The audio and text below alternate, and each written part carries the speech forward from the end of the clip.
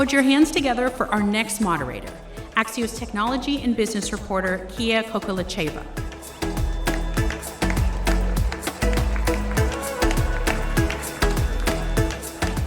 Hello. This is so exciting to have you guys here. As a San Francisco resident, this is like such a treat for me. So thank you for being here.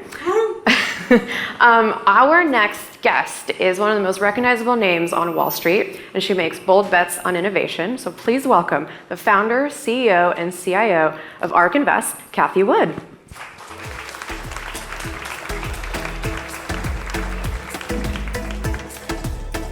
Thank you so much. All right, well, welcome to San Francisco, Cathie. Thank you, I'm really happy to be here. Joining us from the East Coast. We're just gonna jump right in. I know that you invested through your venture fund into the Elon Musk-owned Twitter. Yes. How do you think he's doing running the company so far? You know, it's very interesting. We knew, and we got in at that, the then price, and then of course they priced the options, and you know, this is our foray into venture. So it's a public-private crossover fund. We're democratizing venture capital, and for $500, anyone can participate. We're not taking a carry, so no accredited investor limitations. So we're pretty excited about it, and we're looking to buy more Twitter here. You know, so you like how he's doing? We are so excited by what he's doing now.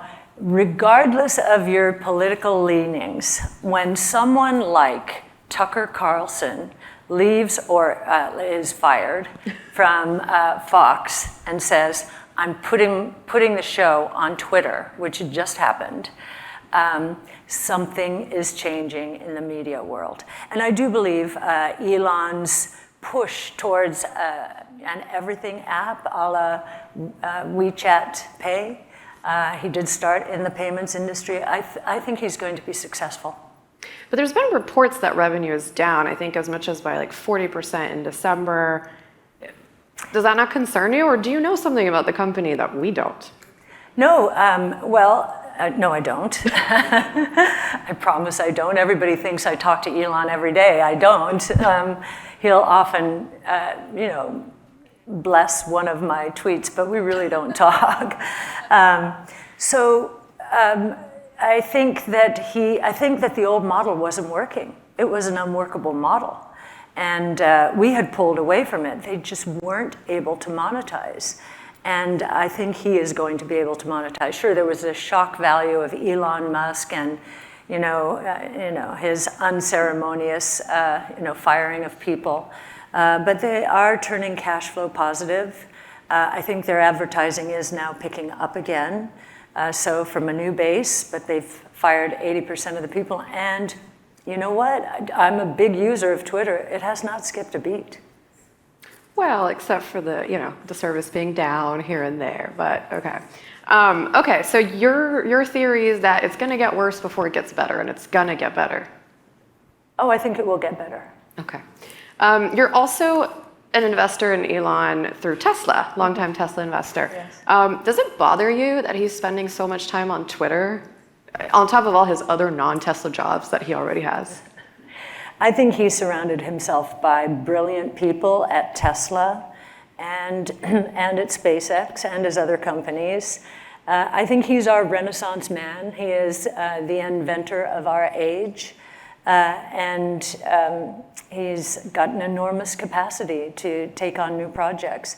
I do think Tesla, the most important project, and we think it's the most impactful AI project out there at Tesla, the autonomous project. I don't know if you, many of you probably do have Teslas. Many people in the investment community clearly don't, because they don't understand what this last software upgrade did for full self-driving. I mean, I think they're almost there. And we think that that opportunity, so he's almost there, you know. We needed him to push and get us there, just like we needed him to push on the EV side and get us there. But he's almost there, and I do think he has time to devote to Twitter. And I think, you know what? If he's happy, I'm happy. You know, he's excited. He's excited, which is fantastic. I'm going to ask you about Autopilot in a second, but you mentioned that he surrounds himself with really smart people at his other companies. He hasn't gotten a CEO for Twitter yet. Like, do you expect him to? Do you want him to? I think he wanted to clean house first and you know, and become more transparent, certainly make the algorithms more transparent and help people understand, you know, what is allowed and not allowed as opposed to, you know, random censoring. So I think he's on a mission there, and I think it's a good mission. He's definitely learning about content moderation, that's for sure. So CEO coming eventually? You know, he says he wants to bring in a CEO, and I think he really loves bringing the physical and the digital world together. This is less that, however exciting it may be, but yeah, I think that he will bring in a CEO. So back to Autopilot. So I know the TSA regulators are investigating Autopilot. Possibility could be even taking it off the road, doing a recall. As an investor, does that concern you? I mean, Autopilot is basically the Tesla promise. It's the magic. It's the vision. How monumentally bad would that be? Are you concerned? No, we're not. So first, I want to give all credit to our analysts, Tasha Keeney, Sam Corris, and Daniel McGuire, who just joined us. And they have put together our new Tesla model, I mean the updated Tesla model, which has gotten some publicity. The target price for 2027 now is $2,400, and we're at $170, and most of that, a good part of that, is Autopilot. In Tesla's Investor Day, which Tasha and Sam attended, we learned, they brought out data, disclosed data, which showed that a Tesla car with full self-driving is 6 times safer than the average car on the road. It has one accident every 3.2 million miles, whereas the average car has one accident every 500,000 miles. If you were to compare the new Tesla FSD with those, the ones that didn't have that or don't have that capability, it's 6 times safer than the average car, 5 times safer than the old Tesla cars. Now, if there's one thing the National Highway and Safety Transportation Association, NHTSA, needs to pay attention to, it is fatalities. We've had decades of fatalities in autos coming down since the safety driving measures, safety belts and so forth, started upon the scene in the 70s. It went down practically, I'm not sure where the peak was, but it was at least double where it is now. It dropped to 35,000 around the time we started ARC, or to 30,000, and now it's back to 45,000. That is just in the last 8 years. Why is it? It's because of texting and cell phones and so forth. That is their mission. They need to make the roads safer. And one thing I know, every time they examine a fatality, why don't they examine all the other fatalities out there on the road, the ones that kill 45,000 people a year? You only hear about Teslas. It's kind of crazy. But anyway, when they examine those fatalities, odds, well, most of the time, the majority of the time, they conclude that it is the driver's fault. There's so much monitoring, so many sensors within the car. And they come up with yet another metric that says, you know what? Tesla cars are safer than most cars out there.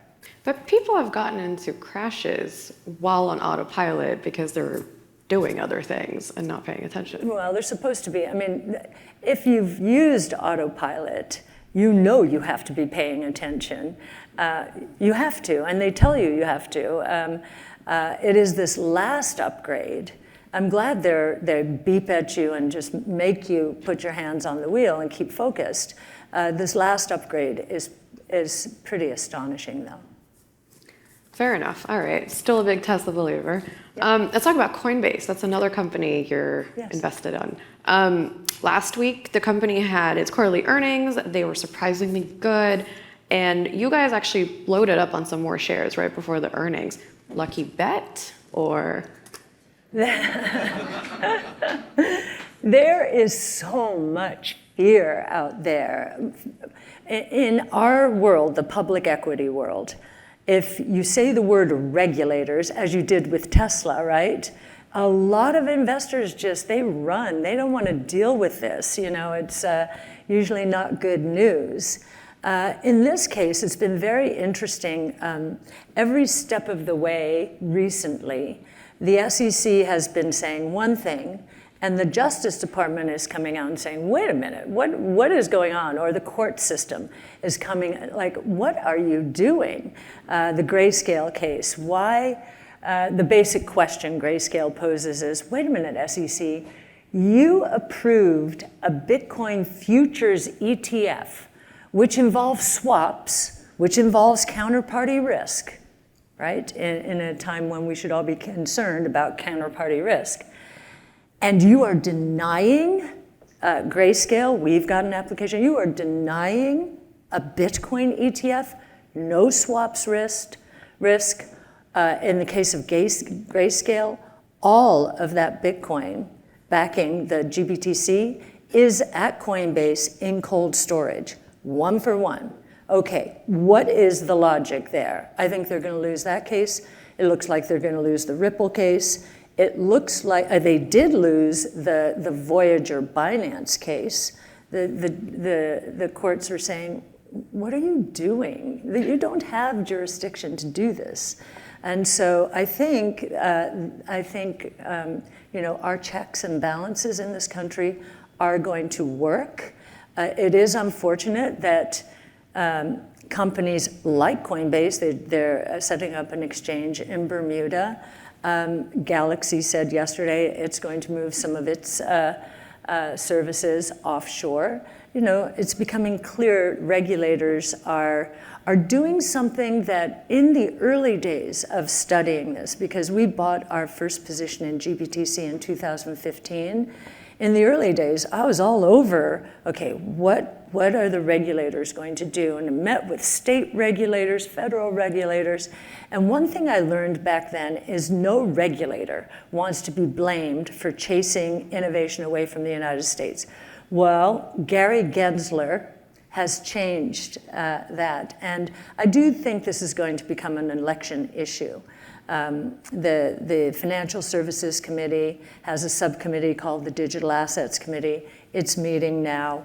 And I really do think that Gary Gensler, he's going to lose one way or the other. And if we do get another administration, he'll be out.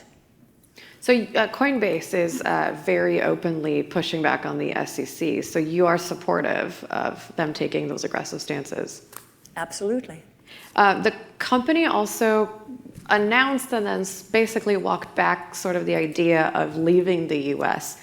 How do you interpret that? Should it leave the US? Do you think it's more of a bargaining kind of tactic? No, they're actually setting up in Bermuda a derivatives exchange, which they do not have here. And they've said they don't want to leave the United States, but at the margin, the incremental dollar in their business will move abroad unless something changes.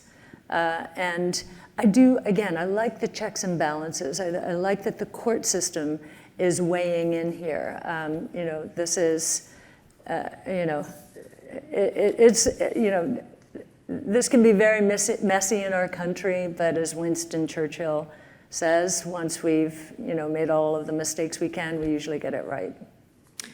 Shifting gears a little bit. So you mentioned your venture fund earlier, which regular retail investors can participate in, no need to be an accredited investor, to let people invest in private tech companies. Why is this a good idea? Oh, it's a wonderful idea. Why isn't it a good idea? No, seriously, it's the question I get very often when we're going out, especially from young people who can't meet the income and asset thresholds, and yet know these companies that venture capital is, that venture capital is putting into their funds, and just want to be a part of it. They see, they know more about the technology probably than a lot of people in the venture capital space. And so it's really un-American, I think.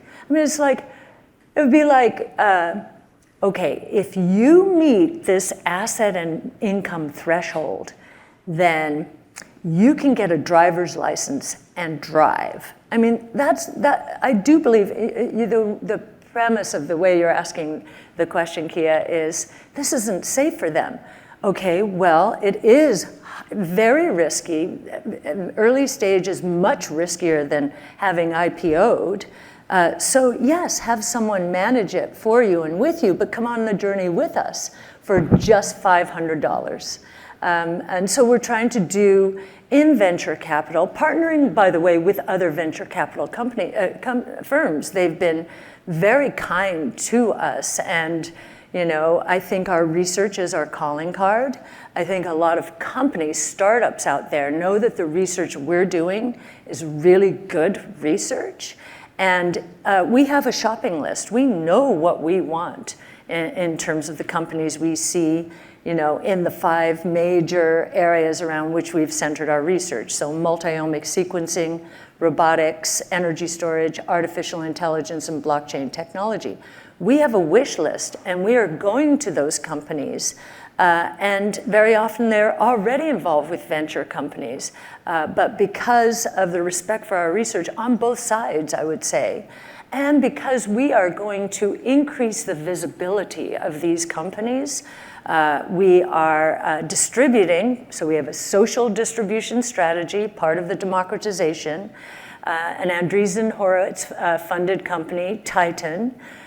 We were are the first equity product on that platform, and I can't tell you how thrilled I am to see, in the midst of the banking crisis, day to day, every day we've gotten inflows.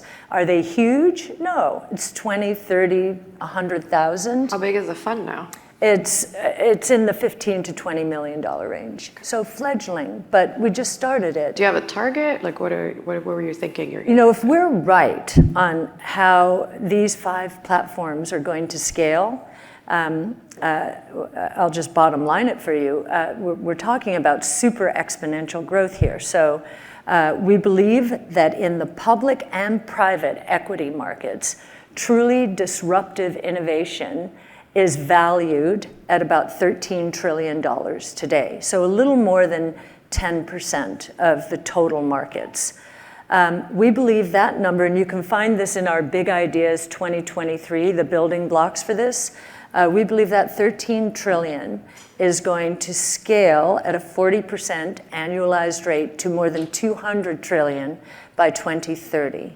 And so, yes, we think that there's room for a lot more companies. We're going to need a lot more companies to help facilitate this growth. And a lot of companies are staying private for longer for regulatory and other reasons. So, we felt it was very important. We were already doing the research. We have to do research on private companies if we're focused on disruptive innovation. And it's such a joy now to not research just to research for our public companies, but to actually be in there and say, oh man, we can take this company from almost nothing to, please God, the moon. Can't make any promises, but our research says they are going to help make this happen. And we are discerning that way. We believe we know at least the technologies that are going to be necessary and who's in the best position.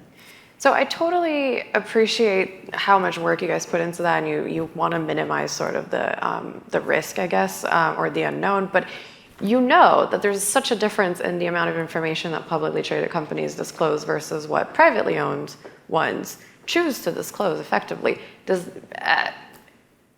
It's hard to believe that you can really achieve that same level. And part of the risk is exactly that, not knowing anything and listening to visions from founders. Does that not concern you? No, I actually think we're in a really good position to do this kind of work, because even in the public markets, we get spoon-fed quarterly numbers, right? And you have this obsession or obsessive compulsive focus on those short-term numbers, most of which don't make any difference strategically. I mean, sure, there are report cards and there are certain things you want to see happening on the top line and maybe on the gross margin line, but you really want these companies, at least the companies we invest in, to invest aggressively now. So many of our public counterparts do not like our stocks. And in fact, most of our stocks are not in the broad-based benchmarks because we have a 5-year investment time horizon. We're willing to buy companies that are not earning money right now. We love their gross margin structures. We love the revenue dynamics. We love their positioning in the marketplace, but they're spending aggressively. That's what we want them to do. And that's what the best venture capital funds encourage them to do, wisely, but aggressively, if they're onto something big. So we're already doing that. That is what we do already. And that's why we're considered such a different duck in the public equity markets. Nobody really understands what we're doing, but effectively it is what venture capital does. So we're widening our lens here. We're out of time, so I'm going to ask you one last yes or no question. Is AI going to take your job? I don't think so. Okay. Well, thank you so much, Cathie, and we're going to take a very, very quick break. Thank you. Thank you so much.